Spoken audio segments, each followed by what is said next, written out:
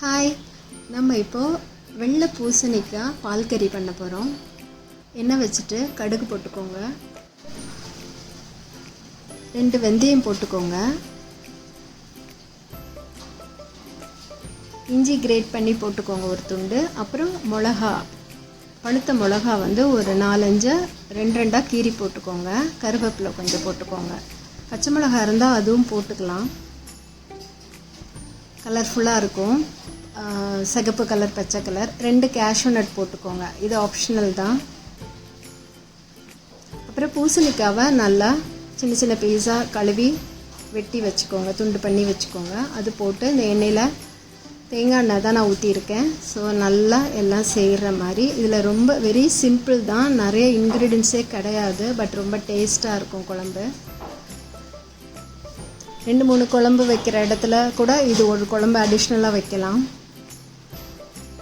நல்லா வதக்கிக்கோங்க. அந்த தேங்காய் எண்ணெயெல்லாம் எல்லாம் சேர்ந்து நல்லா வதங்கின உடனே தேவையான அளவுக்கு சால்ட் போட்டுட்டு கொஞ்சம் தேங்காய் பால் ஊற்றிக்கோங்க, தண்ணி பால் ஊற்றிக்கோங்க. அதில் நல்லா அது குக் ஆகும்.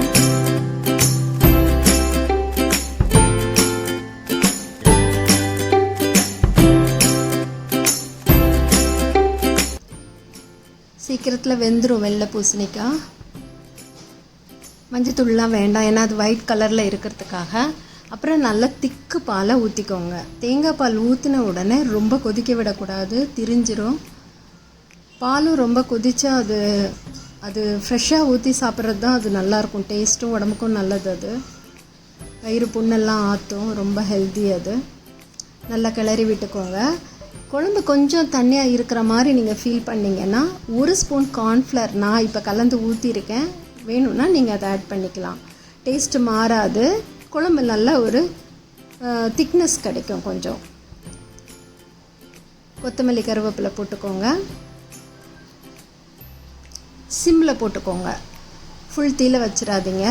வச்சுட்டு அந்த மஞ்சட்டி கொஞ்சம் ரொம்ப சீக்கிரத்துலேயே சூடாகி குக்காகும். அதனால் கொஞ்ச நேரத்தில் ஆஃப் பண்ணி மேலே தட்டு போட்டு மூடிட்டிங்கன்னா அந்த ஹீட்லேயே அந்த குழம்பு கார்ன்ஃப்ளவர் எல்லாமே வெந்துடும். அதனால் ஒரு பிரச்சனையும் கிடையாது, ரொம்ப டேஸ்ட்டாக இருக்கும். சமைச்சு பாருங்கள். இதை கருணக்கிழங்க மெல்லிதாக சீவி வச்சுருக்கேன். அதை எண்ணெயில் அப்படி ப்ளெயினாக எதுவும் ஆட் பண்ணாமல் போட்டு பொரித்து எடுத்துட்டேன். நிறைய வெரைட்டி பண்ணலாம், நான் இன்றைக்கி இது ட்ரை பண்ணேன். எண்ணெயில் போட்டு நல்லா முறுமுறுன்னு வர்ற அளவுக்கு பொரித்து எடுத்துட்டு கொஞ்சம் பெப்பர் உப்பு மிக்சியில் நல்லா பொடி பண்ணிவிட்டு அந்த கருணக்கிழங்கு சூட்டோட அந்த ஹீட் இருக்கும் போதே அதில் அப்படியே தூவிட்டிங்கன்னா அது உடனே அந்த கருணக்கிழங்குல நல்லா பிடிச்சிக்கும். அந்த காரமும் உப்பும் நல்லா கிளறி விட்டுக்கோங்க.